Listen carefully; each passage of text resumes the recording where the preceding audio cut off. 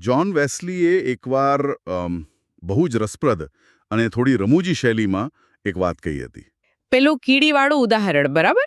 હા, બિલકુલ. તેમણે કહ્યું હતું કે મારી પાસે કોઈ એવું નાનું જીવ, દાખલા તરીકે એક કીડી લઈ આવો કે જે માણસના મગજની જટિલતાને સંપૂર્ણપણે સમજી શકે. અને પછી હું તમને એક એવો માણસ બતાવીશ જે ત્રિએકતાને સંપૂર્ણપણે સમજી શકે. અરે વાહ, આ તો બહુ જ સચોટ વાત છે. સાચે જ. તો આજના આ ડીપ ડાઇવમાં આપણે એક એવા વિષય પર ચર્ચા કરવાના છીએ જે સદીઓથી ખ્રિસ્તી શ્રદ્ધાનું સૌથી કેન્દ્રીય બિંદુ રહ્યું છે. છતાં પણ કદાચ સૌથી વધુ ગેરસમજ પામેલો સિદ્ધાંત છે. આપણે વાત કરી રહ્યા છીએ ટ્રિનિટી એટલે કે ત્રિએકતા વિશે, એલોહિમનું ઈશ્વરત્વ. ચોક્કસ. અને આજના આ આખા વિશ્લેષણ માટે જે સ્ત્રોતનો ઉપયોગ થઈ રહ્યો છે તે છે સેમ્યુઅલ પરમારની નોટ્સ.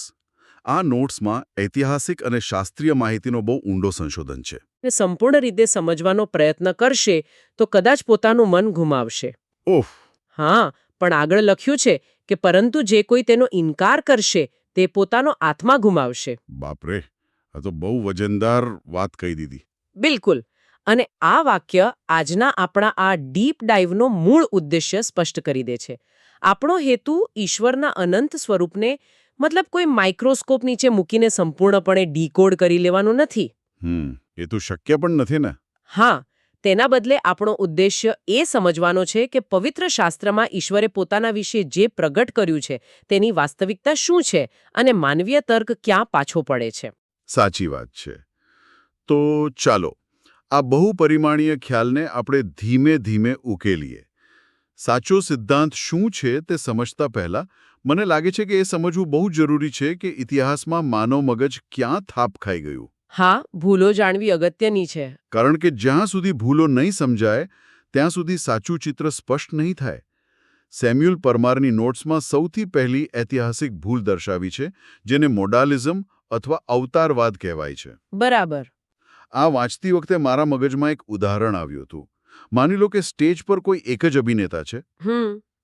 તે પહેલા દ્રશ્યમાં રાજાનો પોશાક પહેરીને આવે છે, પછી બીજા દ્રશ્યમાં સેનાપતિ બનીને આવે છે અને ત્રીજા દ્રશ્યમાં કોઈ સામાન્ય નાગરિક બનીને આવે છે. હા, એટલે વ્યક્તિ એક જ પણ રોલ અલગ અલગ. હા, તો શું મોડેલિઝમનો વિચાર પણ કંઈક આવો જ નથી કે ભાઈ ઈશ્વર મૂળભૂત રીતે એક જ છે, પણ તેઓએ જૂના કરારમાં પિતાનો રોલ ભજવ્યો, નવા કરારમાં પુત્ર ઈસુનો રોલ ભજવ્યો અને વર્તમાન કાળમાં પવિત્ર આત્માનો રોલ ભજવી રહ્યા છે. આ અભિનેતાનું ઉદાહરણ મોડાલિઝમને બરાબર વર્ણવે છે.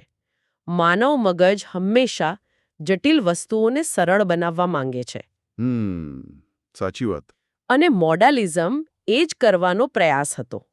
પણ જુઓ, અહીં એક બહુ મોટો ખતરો છુપાયેલો છે. કેવો ખતરો? જો ઈશ્વર માત્ર અલગ અલગ સમયે અલગ અલગ મોહરા અથવા માસ્ક પહેરીને આવતા હોય તો તેનો અર્થ એ થયો કે આપણે ક્યારેય વાસ્તવિક ઈશ્વરને જાણી શકતા જ નથી.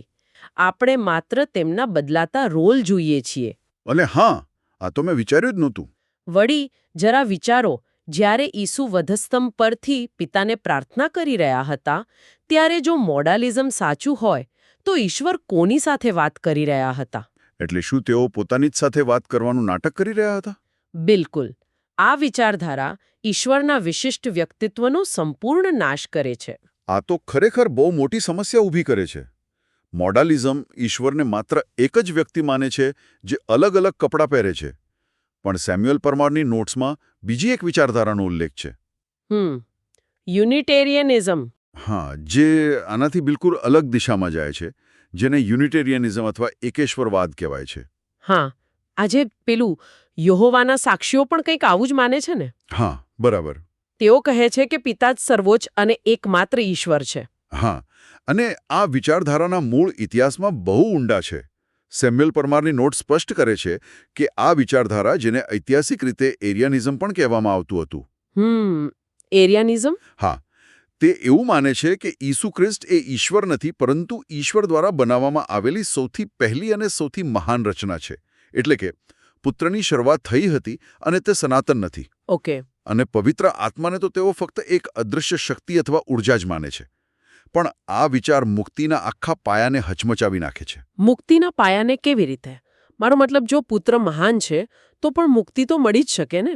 ના, કારણ કે જો ઈસુ માત્ર એક સર્જાયેલો જીવ હોય, ભલે તે ગમે કેટલો મહાન હોય, તો પણ એક સર્જાયેલો જીવ આખી માનવજાતના અનંત પાપોનો ભાર ઉઠાવી શકે નહીં. ઓ, એ વાત છે. હા, માત્ર અનંત ઈશ્વર જ અનંત ન્યાયનો સામનો કરી શકે. તેથી જો એરિયનિઝમ સાચું હોય તો તારણની કોઈ શક્યતા જ રહેતી નથી. સેમ્યુઅલ પરમારની નોટ્સમાં આ વિચારધારાના ખંડન માટે યોહાન 10 અને 30નો સંદર્ભ આપવામાં આવ્યો છે. અચ્છા, તેમાં શું લખ્યું છે? જ્યાં ઈસુ પોતે સ્પષ્ટપણે કહે છે કે હું તથા પિતા એક છીએ. અહીં સમાનતાનો સીધો દાવો છે. બરાબર. એટલે જો એકતા પર વધુ પડતો ભાર મૂકવામાં આવે તો મોડાલિઝમ થઈ જાય. અને જો પિતાને જ સર્વોચ્ચ માનવામાં આવે તો એરિયનિઝમ થઈ જાય. પણ આમાં એક ત્રીજો રસ્તો પણ લોકોએ કાઢ્યો છે. હા, લોકો અવનવા રસ્તા કાઢતા હોય છે. કેટલાક લોકોએ વિચાર્યું કે આટલી બધી ગૂંચવણ ઊભી કરવા કરતાં સીધું એમ જ કેમ ન કહી દઈએ કે 3 અલગ અલગ ઈશ્વર છે. અને તેને જ ટ્રાઇથિઇઝમ એટલે કે ત્રિઈશ્વરવાદ કહેવામાં આવે છે. બરાબર. આમાં લોકો 3 સંપૂર્ણપણે અલગ ઈશ્વર માની લે છે. ઉદાહરણ તરીકે સેમ્યુઅલ પરમારની નોટ્સમાં મોર્મોનિઝમ સંપ્રદાયનું ઉદાહરણ આપવામાં આવ્યું છે. જેઓ એવું માને છે કે પિતા, પુત્ર અને પવિત્ર આત્મા તદ્દન અલગ અલગ જીવો છે. ઓકે. એટલું જ નહીં, તેઓ તો પિતા પાસે પણ ભૌતિક શરીર હોવાનું માને છે. અરે બાપરે. હા, પણ આ તો સીધું બહુઈશ્વરવાદ તરફ દોરી જાય છે, જે આખા બાઇબલના મૂળભૂત શિક્ષણની વિરુદ્ધ છે કે ઈશ્વર એક જ છે. બિલકુલ વિરુદ્ધ. એટલે આ બધું એક એવી પાતળી દોરી પર ચાલવા જેવું છે જ્યાં જરાક પણ સંતુલન બગડે તો શ્રદ્ધા પાયામાંથી હલી જાય. હા, આ તમામ ગેરસમજો જોયા પછી મતલબ એક બહુ મોટો અને વાજબી પ્રશ્ન ઊભો થાય છે. કયો? જો ઇતિહાસમાં આટલી બધી અલગ અલગ વિચારધારાઓ અને મૂંઝવણો ચાલી રહી હતી તો પછી મૂળ સત્યને વ્યાખ્યાયિત કેવી રીતે કરવામાં આવ્યો? બહુ જ સારો પ્રશ્ન છે. કારણ કે સેમ્યુઅલ પરમારની નોટ્સ વાંચતી વખતે એક આશ્ચર્યજનક હકીકત સામે આવે છે. બાઇબલમાં ક્યાંય પણ ત્રિએકતા કે ટ્રિનિટી શબ્દનો ઉલ્લેખ છે જ નહીં. સાચી વાત છે. તો પછી આ શબ્દ આવ્યો ક્યાંથી? નોટ્સમાં લખ્યું છે કે ઈસવીસન 160ની આસપાસ તેર્તુલિયન નામના એક વ્યક્તિએ આ શબ્દ આપ્યો. બરાબર. અને સૌથી રસપ્રદ વાત તો એ છે કે આ તેર્તુલિયન કોઈ પાદરી નહોતા, પણ વ્યવસાયે એક વકીલ હતા. હા, એક લોયર. એટલે એક ધારાશાસ્ત્રીએ ધર્મશાસ્ત્રમાં દખલગીરી કરીને આ શબ્દ કેમ આપ્યો? શું તેમણે ધર્મશાસ્ત્રમાં કોઈ કાયદાકીય માળખું લાવવાનો પ્રયાસ કર્યો હતો? આ ઇતિહાસનો એક બહુ જ રોમાંચક વળાંક છે. જુઓ, તેર્તુલિયન પહેલા ગ્રીક તત્વજ્ઞાનના શબ્દો વપરાતા હતા, જે બહુ ગોળ અને અસ્પષ્ટ હતા. ગ્રીક ભાષામાં શબ્દોના ઘણા અર્થ નીકળતા હતા, જેના કારણે એરિયનિઝમ જેવા ખોટા વિચારો ફેલાઈ રહ્યા હતા. હવે એક વકીલનું મગજ કેવી રીતે કામ કરે? એકદમ ચોક્કસ. હા, તેમને શબ્દોની અત્યંત કડક અને કાયદાકીય ચોકસાઈ જોઈએ. તો તેર્તુલિયને રોમન કાયદાના 2 પારિભાષિક શબ્દો ઉઠાવ્યા, સબસ્ટાન્શિયા અને પર્સોના. એટલે તેમણે થિયોલોજીમાં કાયદાકીય પરિભાષા દાખલ કરી. આ શબ્દોનો અર્થ શું થતો હતો? રોમન કાયદામાં સબસ્ટાન્શિયા એટલે કોઈ સંપત્તિ અથવા મૂળ મિલકત, અને પર્સોના એટલે કાનૂની અધિકાર ધરાવતો વ્યક્તિ અથવા પાર્ટી. ઓકે. તેર્તુલિયને આ કાયદાકીય રૂપક ઈશ્વર પર લાગુ કર્યો. તેમણે સમજાવ્યું કે ઈશ્વરનું મૂળ દૈવી અસ્તિત્વ એક સબસ્ટાન્શિયા છે. એટલે કે એક સંપત્તિ. હા, અને પિતા, પુત્ર, પવિત્ર આત્મા એ 3 પર્સોના છે, જે આ એક જ અનંત સંપત્તિને સંપૂર્ણપણે અને સમાન રીતે ધરાવે છે. અરે વાહ, આ તો બહુ જ લોજિકલ સમજૂતી છે. બિલકુલ. આ કાયદાકીય ચોકસાઈએ મોડાલિઝમ અને બહુઈશ્વરવાદ બંનેના રસ્તા બંધ કરી દીધા. સેમ્યુઅલ પરમારની નોટ્સ દર્શાવે છે કે આ જ સમજણને આધારે ઈસવીસન 317માં એલેક્ઝેન્ડ્રિયાની સિનેડ અને ઈસવીસન 325માં નિકેયાની કાઉન્સિલ મળી. આ એ ઐતિહાસિક સમય હતો જ્યારે મંડળીએ બચાવની મુદ્રા છોડીને આક્રમક મુદ્રા અપનાવી. એટલે કે તેઓ માત્ર એમ નહોતા કહેતા કે અમે શું નથી માનતા, પણ તેઓ સ્પષ્ટ વ્યાખ્યા આપી રહ્યા હતા કે અમે ચોક્કસપણે શું માનીએ છીએ. એક્ઝેક્ટલી. પણ જુઓ, તેર્તુલિયને આપેલા આ કાયદાકીય શબ્દો તો માત્ર માનવીય સમજૂતી છે ને? મૂળ બાઇબલના લખાણમાં આનો આધાર ક્યાં છે? એ પણ એક અગત્યનો મુદ્દો છે. કારણ કે સેમ્યુઅલ પરમારની નોટ્સમાં ઉત્પત્તિના પહેલા અધ્યાય અને પહેલી કલમનું જે વિશ્લેષણ છે તે ખરેખર વિચારતા કરી મૂકે તેવું છે. બાઇબલનું પહેલું જ વાક્ય કહે છે, આરંભે ઈશ્વરે આકાશ તથા પૃથ્વી ઉત્પન્ન કર્યા. અહીં મૂળ હિબ્રુમાં ઈશ્વર માટે એલોહિમ શબ્દ વપરાયો છે. હા, નોટ્સમાં લખ્યું છે કે એલોહિમ એ બહુવચન નામ છે. બરાબર.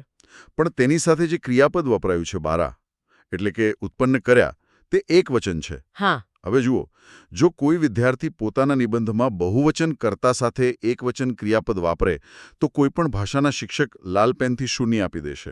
હા, એ તો છે. તો શું બાઇબલના પહેલા જ વાક્યમાં આ કોઈ વ્યાકરણની ભૂલ છે કે પછી પ્રાચીન હિબ્રુ ભાષાની કોઈ વિચિત્ર શૈલી છે અને સીધું ત્રિએકતા સાથે કેવી રીતે જોડી શકાય? આ કોઈ સામાન્ય ભાષાકીય ભૂલ નથી. હિબ્રુ ભાષાના વિદ્વાનો પણ આને એક વિશેષ રચના માને છે. જો આખા બાઇબલમાં આવું માત્ર એક જ વાર થયું હોત તો આપણે તેને લખવાની શૈલી કહી શક્યા હોત. હા, પણ એવું નથી. ના, આ એક પ્રકટીકરણ છે. આ દર્શાવે છે કે ઈશ્વર એક કરતાં વધુ વ્યક્તિત્વ ધરાવે છે, જે બહુવચન નામ એલોહિમ સૂચવે છે. બરાબર. છતાં તેઓ એક જ ઈશ્વર છે અને સંપૂર્ણ એકતામાં કાર્ય કરે છે, જે એકવચન ક્રિયાપદ બારા સૂચવે છે. અને આ બાબત માત્ર વ્યાકરણ સુધી સીમિત નથી રહેતી. તો બીજું શું છે? સેમ્યુઅલ પરમારની નોટ્સમાં ઉત્પત્તિના પહેલા અધ્યાય અને 26મી કલમનો પણ ઉલ્લેખ છે, જ્યાં ઈશ્વર કહે છે કે આપણે આપણા સ્વરૂપ તથા પ્રતિમા પ્રમાણે માણસને બનાવીએ. અહીં સ્પષ્ટપણે આપણે અને આપણા શબ્દો વપરાયા છે. હા, પણ આ બાબતે ઘણા લોકો એવો પણ તર્ક લગાવે છે કે કદાચ ઈશ્વર પોતાની આસપાસ ઊભેલા સ્વર્ગદૂતો સાથે વાત કરી રહ્યા છે. મતલબ, શું એવું ન હોઈ શકે? ના, એ તર્કશાસ્ત્રીય રીતે ટકી શકતો નથી. કેમ? કારણ કે બાઇબલ ક્યાંય એવું નથી કહેતું કે માણસોને દૂતોની પ્રતિમા કે સ્વરૂપ પ્રમાણે બનાવવામાં આવ્યા છે. ઓહ હા. માણસ ફક્ત ઈશ્વરની જ પ્રતિમામાં બન્યો છે. વળી સર્જન કરવાનું સામર્થ્ય માત્ર ઈશ્વર પાસે છે, દૂતો પાસે નહીં. એટલે કંઈ ન હોવા છતાં અસ્તિત્વમાં લાવવું. બિલકુલ. એટલે અહીં ઈશ્વર દૂતો સાથે નહીં, પણ પોતાની જ અંદર, એટલે કે ત્રિએક સ્વરૂપમાં સંવાદ કરી રહ્યા છે. સેમ્યુઅલ પરમારની નોટ્સ આ રહસ્યને બહુ સુંદર શબ્દોમાં મૂકે છે. શું લખ્યું છે? મૂંઝવણ, વિભાજન અને ભેદ વગરની એકતા. પિતા, પુત્ર અને પવિત્ર આત્મા એકબીજામાં ભળી જતા નથી અને છતાં તેઓ ત્રણ અલગ ઈશ્વર પણ નથી. ખરેખર આ બધું સમજવું બહુ મુશ્કેલ છે. બાઇબલનું વ્યાકરણ અને કાયદાકીય વ્યાખ્યાઓ તો સમજાઈ, પણ આ બહુપરિમાણીય ઈશ્વરને સમજવા માટે સામાન્ય મગજને રોજિંદા જીવનના ઉદાહરણોની જરૂર પડે જ છે. હા, ઉદાહરણોથી વાત જલ્દી સમજાય છે. ઘણા લોકો ગણિતના ઉદાહરણો આપે છે, જેમ કે 1 + 1 + 1 કરીએ તો 3 થાય. પણ જો આપણે 1 × 1 × 1 કરીએ તો જવાબ 1 જ આવે છે. અથવા સમયનું ઉદાહરણ લઈએ. ભૂતકાળ, વર્તમાન અને ભવિષ્ય ત્રણેય અલગ છે, પણ મળીને જ સમય જ બને છે. કેટલાક લોકો પદાર્થની ત્રણેય અવસ્થાઓની વાત કરે છે. ઘન એટલે કે બરફ, પ્રવાહી એટલે પાણી અને વાયુ એટલે વરાળ. શું આમાંથી કોઈ ઉદાહરણ એવું છે જે ત્રિએકતાને સંપૂર્ણ રીતે સમજાવવા માટે પૂરતું હોય? વાસ્તવમાં અહીં સૌથી મોટી સાવચેતી રાખવાની જરૂર છે. કેમ? તમે જે પાણીનું ઉદાહરણ આપ્યું તે સાંભળવામાં બહુ સારું લાગે છે, પણ હકીકતમાં તે ફરીથી આપણને મોડલિઝમ તરફ લઈ જાય છે. અરે, એ કેવી રીતે? કારણ કે જુઓ, બરફ ઓગળીને જ પાણી બને છે. તે એક જ સમયે એક જ જગ્યાએ ત્રણેય અવસ્થામાં નથી હોતું. ઓહ, સાચી વાત. જ્યારે ઈશ્વર પિતા, પુત્ર અને આત્મા તરીકે એક સાથે અસ્તિત્વ ધરાવે છે. સેમ્યુઅલ પરમારની નોટ્સ બહુ સ્પષ્ટ કરે છે કે દુનિયામાં એવો કોઈ સંપૂર્ણ રૂપક કે ઉદાહરણ નથી જે ઈશ્વરને પૂરી રીતે સમજાવી શકે. બરાબર. કારણ કે ઈશ્વર અનંત અને બહુપરિમાણીય છે, જ્યારે આપણી આખી સૃષ્ટિ ભૌતિક અને અલ્પપરિમાણીય છે. કોઈ નાના વાસણમાં આખો સમુદ્ર સમાવી ન શકાય ને? હા, એ તો શક્ય જ નથી. તો શું આપણે આને સમજવાનો પ્રયાસ જ છોડી દેવો જોઈએ? ના, સંપૂર્ણપણે ન સમજી શકવું અને બિલકુલ ન સમજવું એ બંને વચ્ચે ફરક છે. સમજણ કેળવવા માટે સેમ્યુઅલ પરમારની નોટ્સમાં બે બહુ જ સારા ઉદાહરણો આપવામાં આવ્યા છે. કયા કયા? પહેલું ઉદાહરણ ભૂમિતિના ત્રિકોણનું છે. એક ત્રિકોણને 3 સ્પષ્ટ બાજુઓ અને 3 ખૂણાઓ હોય છે, પણ આકૃતિ એક જ હોય છે. હા. જો તેમાંથી એક પણ બાજુ કાઢી નાખવામાં આવે તો તે ત્રિકોણ રહેતો જ નથી. બરાબર છે. અને બીજું ઉદાહરણ મનુષ્યના પોતાના સ્વરૂપનું છે.